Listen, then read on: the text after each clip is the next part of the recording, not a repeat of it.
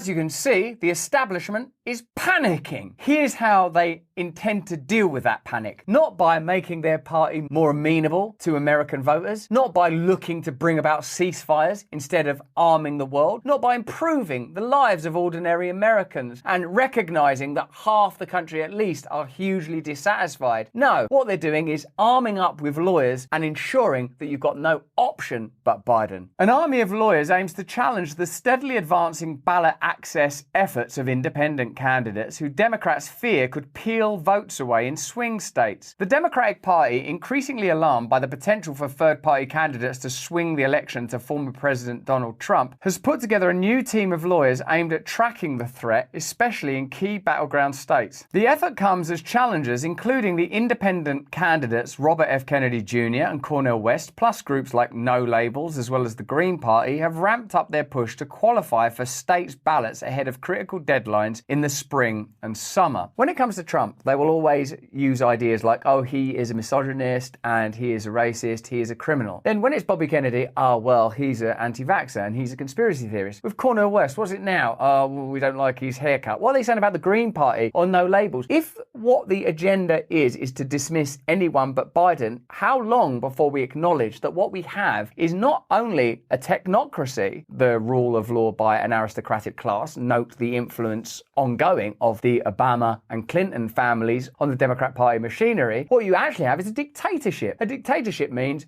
you vote for this. That's it. Or you have no options at all. The legal offensive will be aided by a communications team dedicated to countering candidates who Democrats fear could play spoiler to Mr. Biden. It amounts to a kind of legal whack-a-mole, a state-by-state counterinsurgency plan ahead of an election that could hinge on just a few thousand votes in swing states. In the last 2 weeks, major articles published in the media have spelled out the Democratic Party's plan to block, to the extent possible, any third party or independent candidates from appearing on the ballot this November. They literally don't want you to have the option to vote because it's a democracy, and the reason we can't have Trump is on day one he'll declare himself a dictator and it'll be tyranny. But look at what they're doing. This is actually not democratic. Not having debates, not acknowledging the 100,000 uncommitted votes in Michigan. This is already, do you not see, a type of banalized dictatorship as opposed to a militaristic, fascistic one. The media reports employ the language of a military offensive, referring to the all-out war the party is preparing the army of lawyers. It is